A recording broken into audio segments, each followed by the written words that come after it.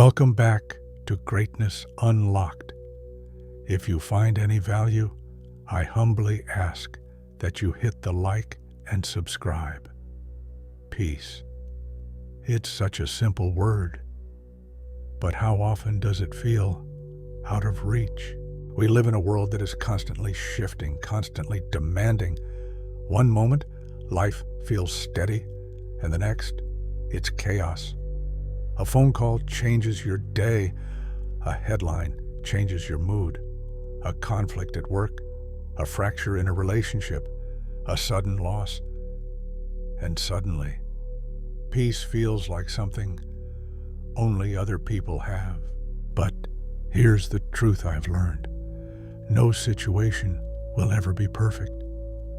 Not one. Perfection is an illusion we chase, thinking that if we can just fix everything, arrange everything, control everything, then finally we'll be able to rest.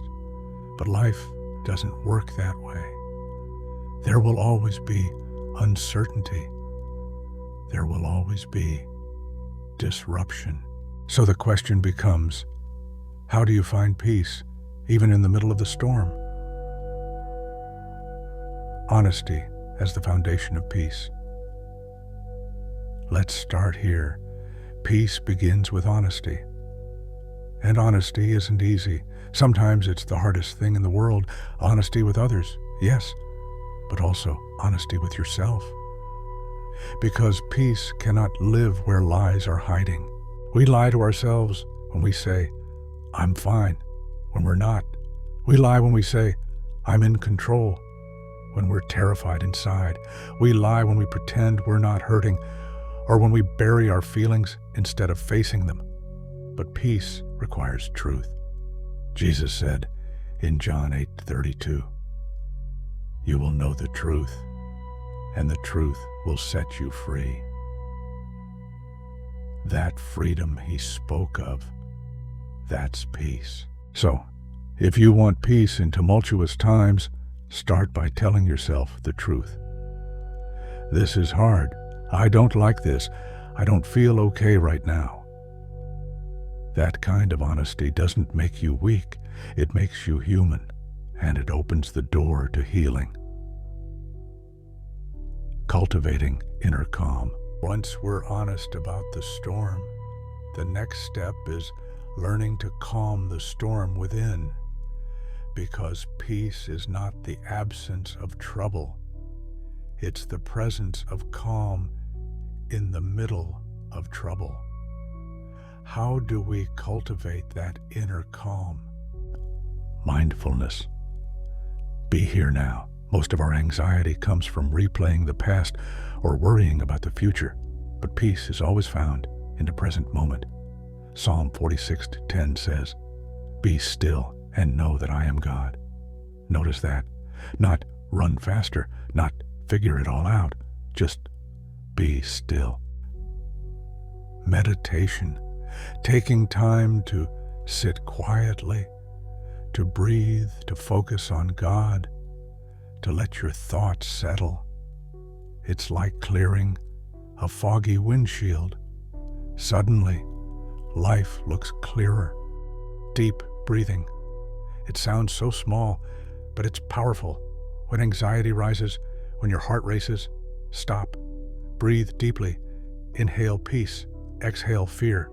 Philippians 4:6-7 reminds us, do not be anxious about anything, but in every situation, by prayer and petition, with thanksgiving, present your requests to God, and the peace of God, which transcends all understanding, will guard your hearts and your minds in Christ Jesus. That's not a metaphor. That's a promise.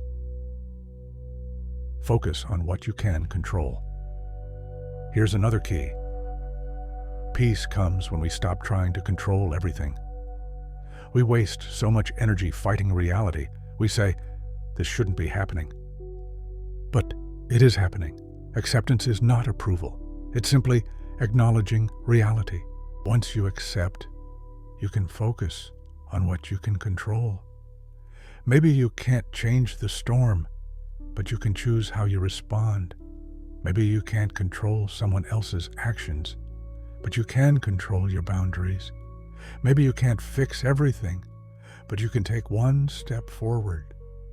Isaiah 26:3 says, "You will keep in perfect peace those whose minds are steadfast, because they trust in you."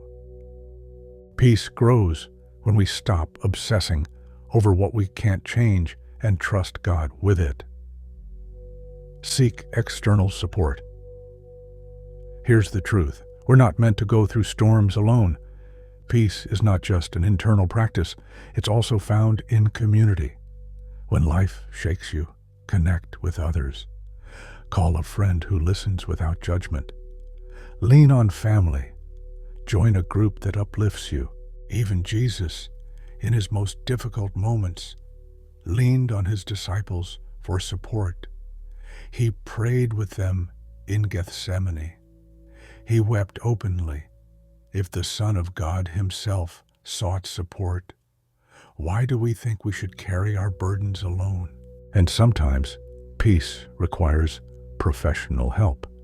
There is no shame in talking to a counselor, therapist, or pastor. Proverbs 11:14 says, "Where there is no guidance, a people falls, but in an abundance of counselors there is safety." Practice self-care and gratitude. Another truth, peace requires self-care. And I don't mean just bubble baths and vacations, though those are nice. I mean taking care of your body, mind, and spirit. Rest when you're tired. Eat foods that nourish you. Move your body. Spend time in nature.